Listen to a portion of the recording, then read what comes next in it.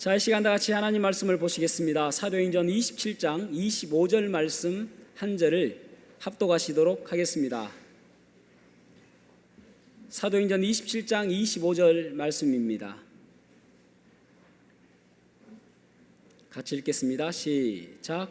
그러므로 여러분이여 안심하라. 나는 내게 말씀하신 그대로 되리라고 하나님을 믿노라. 아멘. 아멘. 착석하시겠습니다.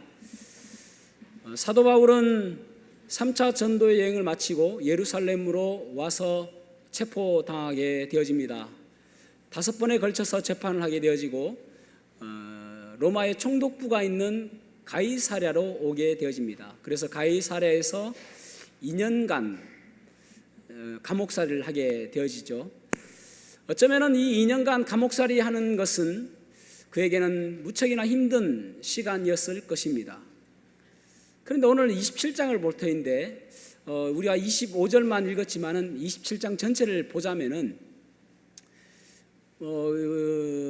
풍랑을 만나게 되어지죠. 그래서 엄청나게 이때까지 겪어봤던 그 풍랑보다는 훨씬 힘든 시간을 보내게 되어집니다. 풍랑을 만날 때까지 이 배에 타고 있었던 사람들을 좀 보자면은 백부장 율리오가 있었고, 그리고 선장도 있었고, 선주도 있었습니다. 그리고 바울 사도는 로마 황제에게 상소함으로 인하여 로마로 이제 이송되어져 가는 과정이었죠. 그리고 같이 또 동행했던 죄인들이 있었습니다. 이 죄수들은 바울과는 좀 다른 사람들입니다. 사형수라고 할 수가 있을 것입니다. 이 사람들은 어떤 목적으로 로마에 가냐면은 로마의 콜로세움이라는 그 원형 경기장에서 맹수들과 싸워서 맹수의 밥이 될 그런 사형수들이었습니다. 그러니까 조금 차원이 다른 사람들이었죠. 그 사람들이 함께 이제 바울과 함께 로마로 가고 있는 중입니다. 지금 북아메리카에 있는 거기에서 이제 로마까지 가는데 그 식량들을 로마로 가서 팔아야 되는 사람들입니다. 지금 이제 여기 가이사랴에서 한 번에 가는 것이 없기 때문에 처음에는 아드라무테노 배를 타다가 그리고 또 알렉산드리아 배로 갈아탑니다. 이 알렉산드리아 배는 상선입니다. 이 배를 갈아타고 가는 중에 풍랑을 만나게 되어집니다. 왜 풍랑을 만났을까 한번 생각해 볼 수 있는 것이 무엇이냐면은 8절에서 10절 말씀 같이 읽어보겠습니다. 사도행전 27장 8절에서 10절 시작. 간신히 그 연안을 지나 미앙이라는 곳에 이르니 라세아시에서 가깝더라. 여러 날이 걸려 금식하는 절기가 이미 지났으므로 항해하기가 위태한지라. 바울이 그들을 권하여 말하되 여러분이여 내가 보니 이번 항해가 하물과 배만 아니라 우리 생명에도 타격과 많은 손해를 끼치리라 하되. 아멘. 아멘. 지금 이제 사도 바울하고 그 일행들이 미항이라는 곳에 머물렀습니다. 그리고 미항에서 베닉스라는 항구로 가기를 이제 율리오나 선장이나 선주들은 원했습니다. 그러나 바울은 가지 않기를 원했습니다. 왜냐하면은 시기를 바울은 알고 있었기 때문에 그렇습니다. 여기 금식하는 날이 지났다라고 말씀하고 있죠. 금식하는 날은 무슨 날이냐면은 이스라엘에게 금식하는 날은 대속제일입니다. 대속제일은 이스라엘 월력으로 7월 10일입니다. 그러니까 양력으로는 9월에서 10월이거든요. 근데 역사학자들에 의하면은 이것이 AD 95년에 일어났고 그때는 10월 5일이었다라고 이야기합니다. 양력으로 10월 5일. 그래서 늦가을 또는 초겨울 그런 시즌입니다. 그때는 지중해에 풍랑이 자주 있었다고 합니다. 그래서 바울 사도는 이런 것들을 잘 알고 지금 가는 것이 좋지 않다라고 그들에게 조언을 하는 것입니다. 그런데 율리오나 또 선장이나 선주는 이 미항이라는 이것은 한자거든요. 이름이 아름다운 항구라는 뜻입니다. 그 이름이 아름다운 항구입니다. 아름다운 항구. 그러니까 경치가 아주 좋은 곳이었다고 합니다. 여기 이 군인들이나 이 사람들은 경치에 별로 관심이 없는 것 같습니다. 베닉스는 어떤 곳인가 하면은 향응을 제공할 수 있는 곳이라고 합니다. 그러니까 이 뭐 경치 좋은 곳이 관심 있는 것이 아니라 향응이 제공되어지는 베닉스로 가는 것이 좋겠다라고 생각합니다. 왜냐하면은 미항에서 베닉스까지는 약 40마일, 64km 정도밖에 되지 않습니다. 그러니까 조금만 가면 된다라고 생각했기 때문에 그들은 그곳으로 가게 되었던 것이죠. 그곳으로 가기로 결정하였던 것이죠. 어쩌면은 바울 사도가 가지 말라고 했던 이것만 들었어도 그들은 풍랑을 만나지 않을 수도 있었을 것입니다. 자, 13절 말씀을 쉬운 성경으로 한번 읽어보겠습니다. 13절 시작. 마침 남쪽에서 순풍이 불기 시작하자 사람들은 자기들의 계획대로 되리라고 생각했습니다. 그래서 그들은 닻을 올리고 크레타 섬 해안을 따라 항해하기 시작했습니다. 아멘. 아멘. 여기 보면은 좋은 기회처럼 보여집니다. 남풍이 불었다라고 말씀하고 있죠. 순풍입니다. 그러니까 미항 쪽에서 베닉스 쪽으로, 남쪽에서 북쪽으로 부는 바람입니다. 아, 이 바람이면은 충분히 갈 수 있겠다라는 생각을 갖게 되어집니다. 그래서 여기서 우리가 배울 수 있는 첫 번째 메시지는 무엇인가 하면은 버려야 한다는 것입니다. 버려야 살 수 있다라는 것이죠. 여기서 주목해 보아야 될 단어가 무엇이냐면은 자신의 계획대로라는 말입니다. 자신의 계획대로. 자기들이 계획했던 대로 잘 되는 것처럼 보여집니다. 왜냐하면은 순풍을 만났으니까. 개역성경에서는 그들의 뜻을 이룬 줄 알고라고 번역되어 있습니다. 그러니까 여러분, 우리가 풍랑을 만나지 않기 위해서는 중요한 것이 무엇이냐면은 들어야 할 말을 잘 들어야 하는 것입니다. 그래서 버려야 될 것이 무엇이냐면은 내 생각 버려야 되고요, 내 고집, 내 경험, 또 내 교만, 이런 것들을 버려야, 그래야 풍랑을 만나지 않을 수가 있는 것입니다. 어쩌면은 이 바울 사도의 이 말은 워닝이죠. 경고입니다. 그러니까 가지 말라고 하는 이 워닝을 다 무시하고 갔기 때문에 그들은 풍랑을 만나게 된 것입니다. 이 시대를 살아가는 많은 사람들이 그렇게 살아가죠. 아무리 말씀을 확성기처럼 이야기하고 아무리 하나님 말씀이 그렇게 전해져도 자기 고집 때문에 말씀이 들어가지 않습니다. 그래서 강팍한 마음을 가지고 있는 사람들이 얼마나 많은지 모릅니다. 이 강팍한 마음을 어떤 분은 대리석과 같은 마음이다 라고 이야기했습니다. 여러분, 좋은 밭에 뿌려진 씨앗을 보십시오. 30배, 60배, 100배의 결실을 맺지만 돌밭이나 길가에 뿌려진 씨앗은 절대 열매를 맺지 못합니다. 마치 대리석과 같은 그 마음 때문에 결국은 풍랑을 만나게 되어지는 것입니다. 이 워닝을 전혀 무시했기 때문에 그들은 풍랑을 만나게 된 것이죠. 마치 순풍, 잘 되었다라고 생각하는 것이죠. 그런데 여기 보십시오. 그들은 풍랑을 만나게 되어집니다. 18절부터 20절 말씀을 읽어보겠습니다. 18절에서 20절 시작. 우리가 풍랑으로 심히 애쓰다가 이튿날 사공들이 짐을 바다에 풀어버리고 사흘째 되는 날에 배의 기구를 그들의 손으로 내버리니라. 여러 날 동안 해도 별도 보이지 아니하고 큰 풍랑이 그대로 있음에 구원의 여망마저 없어졌더라. 아멘.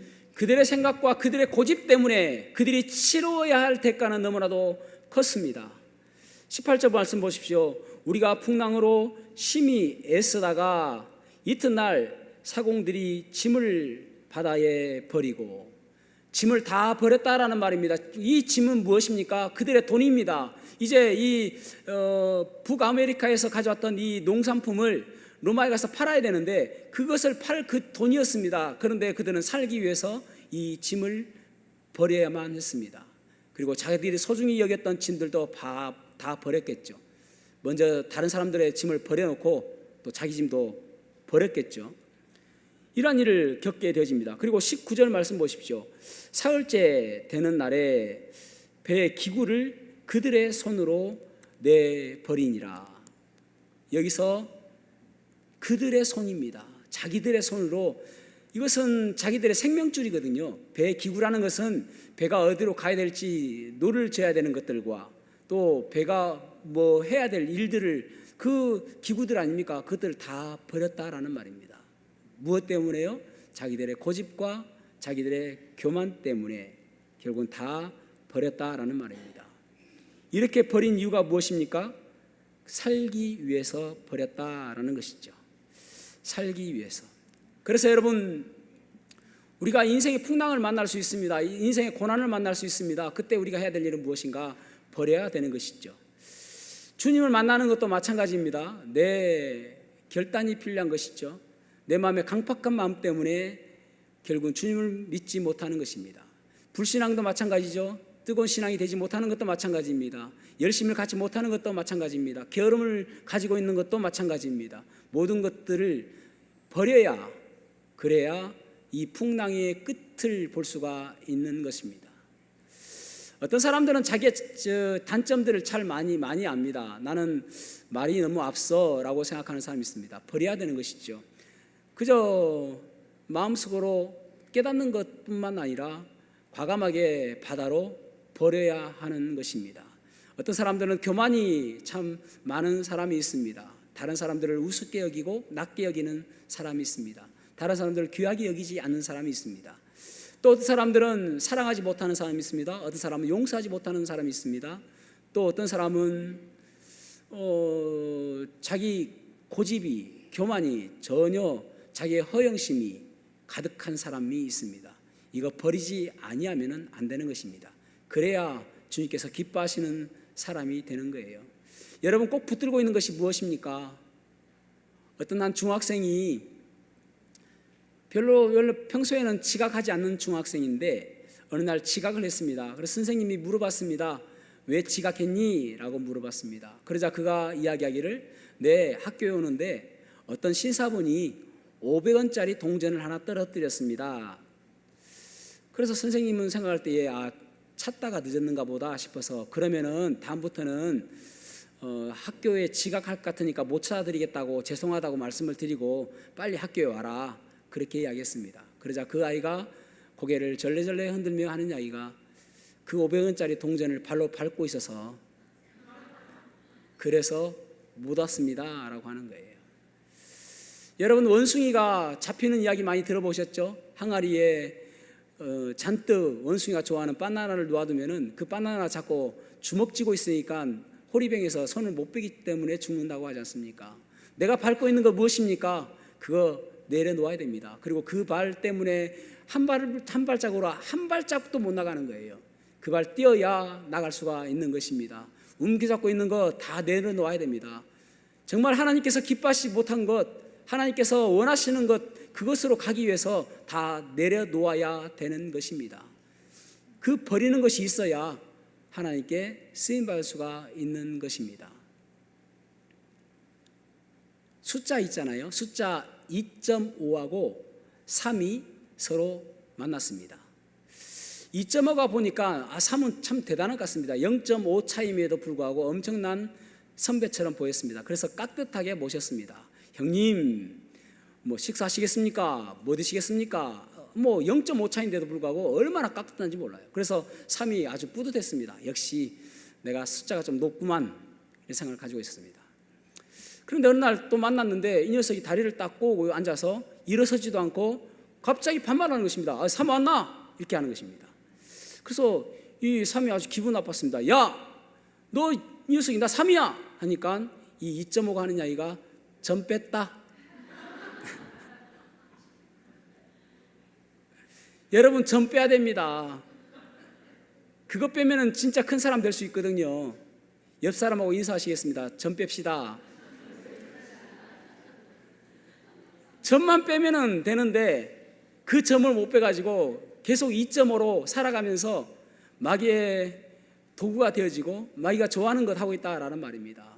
점 빼면은 하나님께서 기뻐하시는 25로 상승할 수 있음에도 불구하고 말이죠. 그러던 가운데서 20절을 보십시오. 20절을 보면은 여러 날 동안 14일 동안입니다. 무려 해도 별도 보이지 아니하고 큰 풍랑이 그대로 있음에 구원의 여망마저 없어졌더라. 아멘. 모든 사람들이 절망 가운데 있습니다. 이 14일 동안 풍랑이 있고 해도 보이지 않고 달도 보이지 않는 그 캄캄한 칠흑 같은 어두운 가운데 파도는 높게 쳐오르고 그리고 곧 침몰할 것 같은 그런 두려움 가운데 많은 사람들이 절망 가운데 있습니다. 그래서 우리는 믿음의 사람이라는 사람은 어떤 사람이냐면은 소망의 아이콘이 되어야 합니다. 둘째, 소망의 아이콘임을 기억하셔야 됩니다. 살아남을 수 있다는 희망을 주는 사람이 누구인가? 며칠 동안 이렇게 고민과 고통 가운데 있는 그 가운데 달도 보이지 않고 해도 보이지 않는 그 폭풍 속에서, 이런 상황 속에서 율리오 백부장이 아니라, 선장이 아니라, 선주가 아니라 오직 바울만이 그들에게 소망을 이야기하는 것을 보게 되어집니다. 믿음의 사람이 믿음의 말을 하는 것을 보게 되어지죠. 이것이 믿음의 특권입니다. 다시 한번요.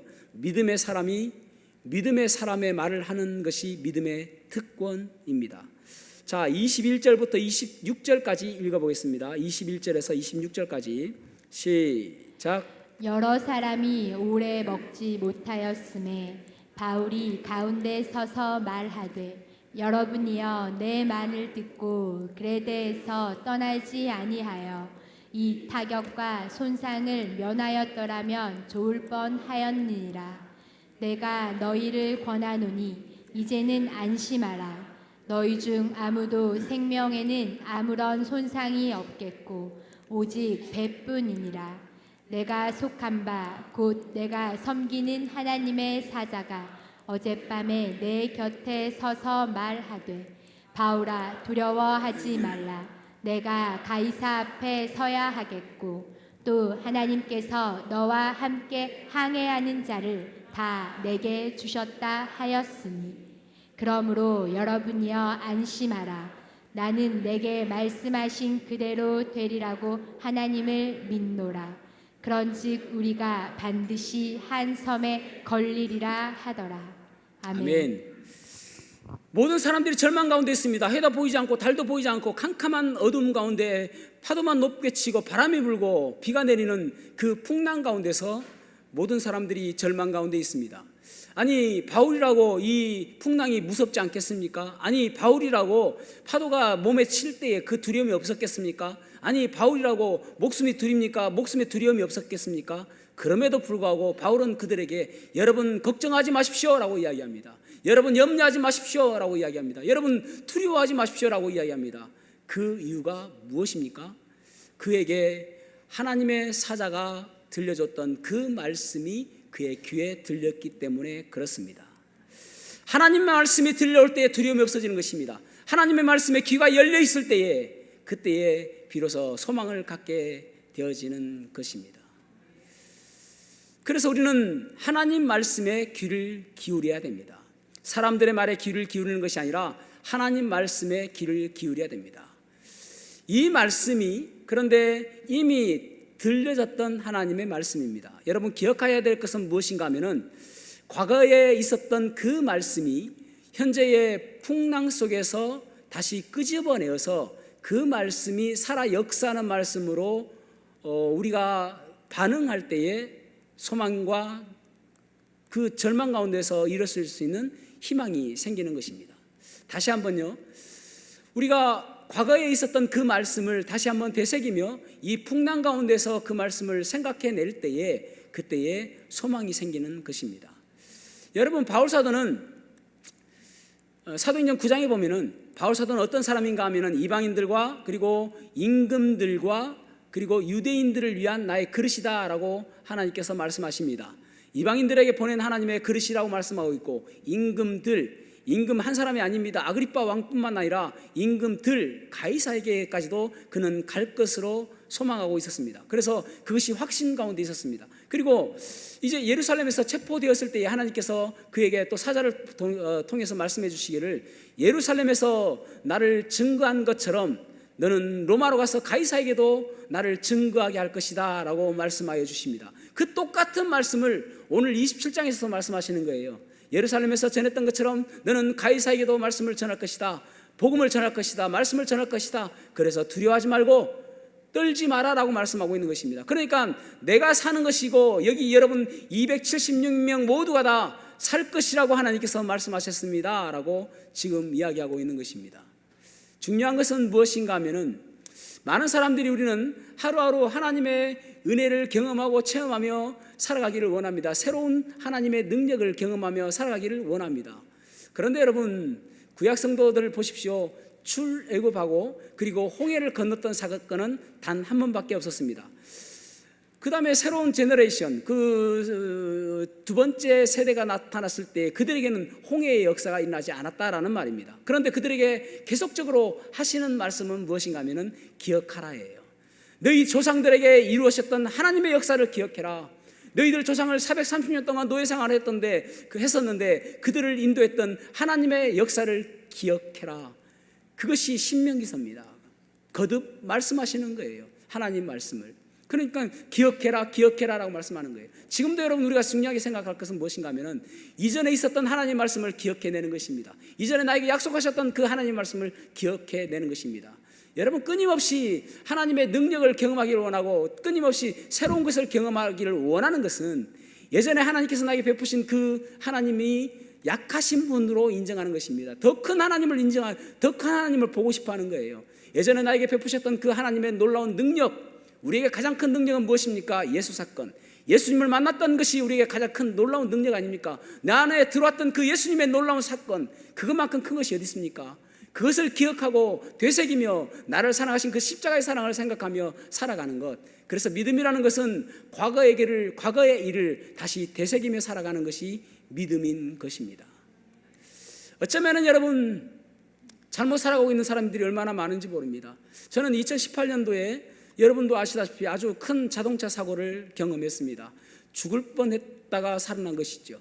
그런데 날마다 그런 새로운 경험들을 하기를 원한다면은 매년마다 그런 경험을 한다면 어떻게 살겠습니까?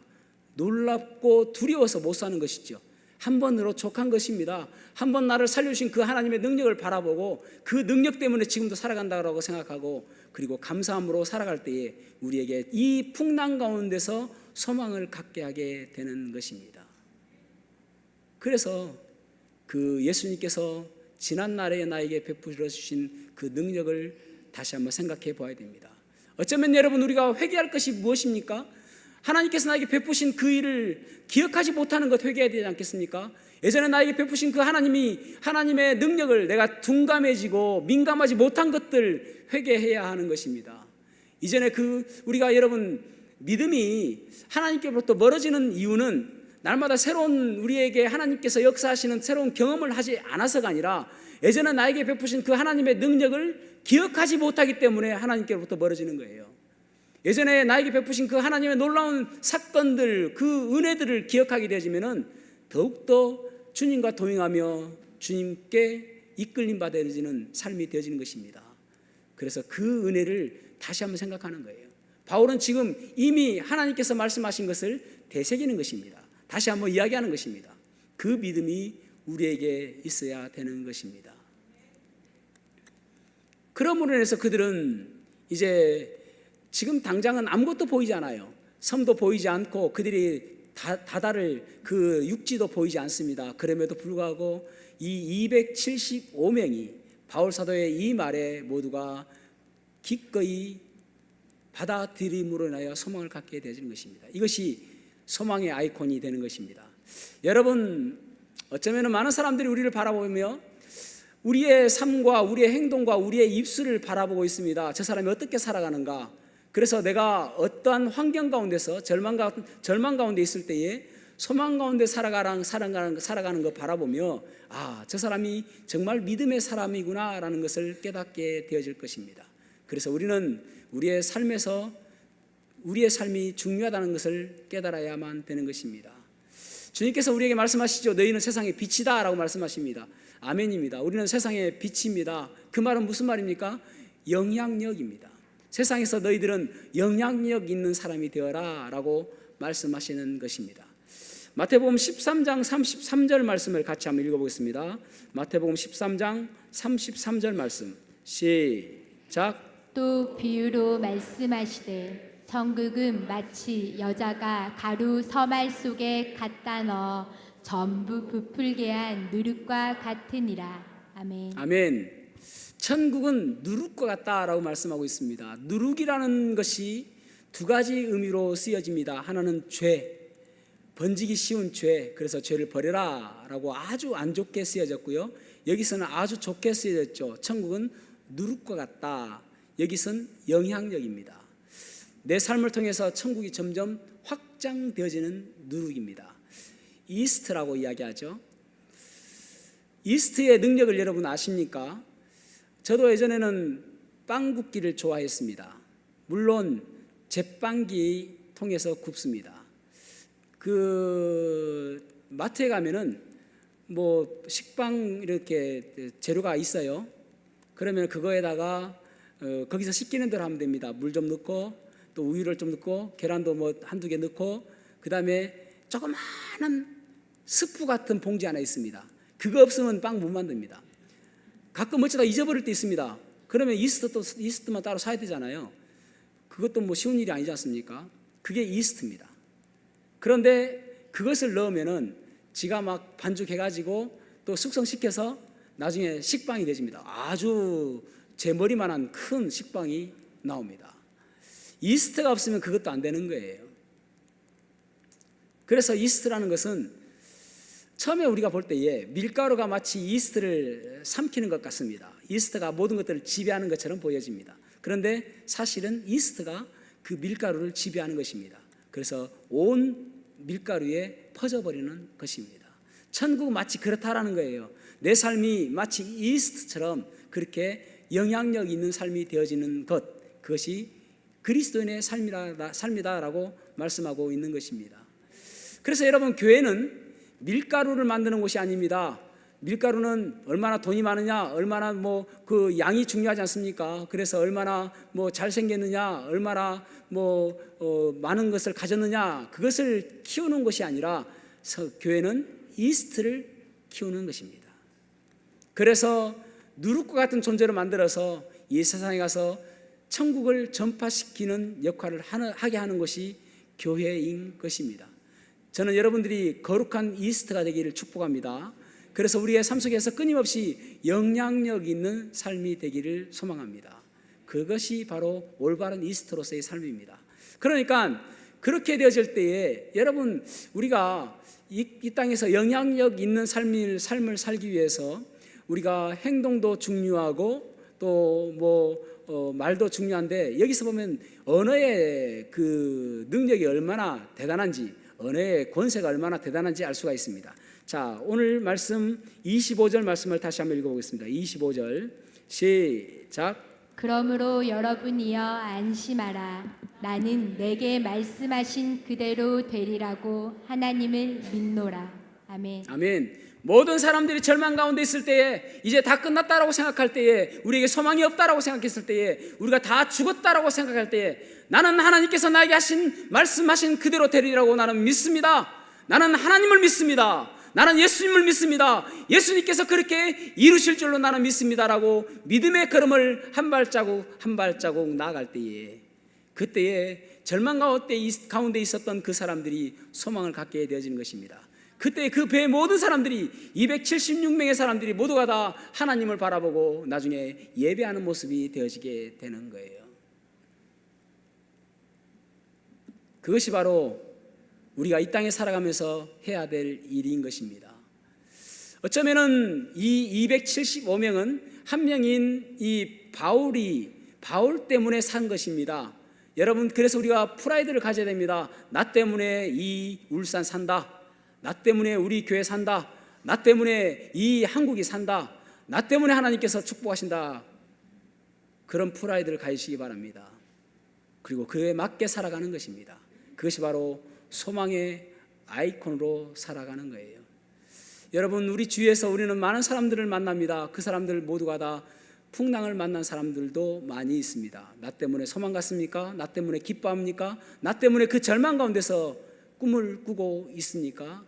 그 일을 하라고 우리에게 주님께서 보내주시는 것입니다. 저와 여러분이 이 땅에 살아가면서 소망의 아이콘으로 살아가는 복된 삶 살아가시기를 주님의 이름으로 축복합니다. 기도하시겠습니다.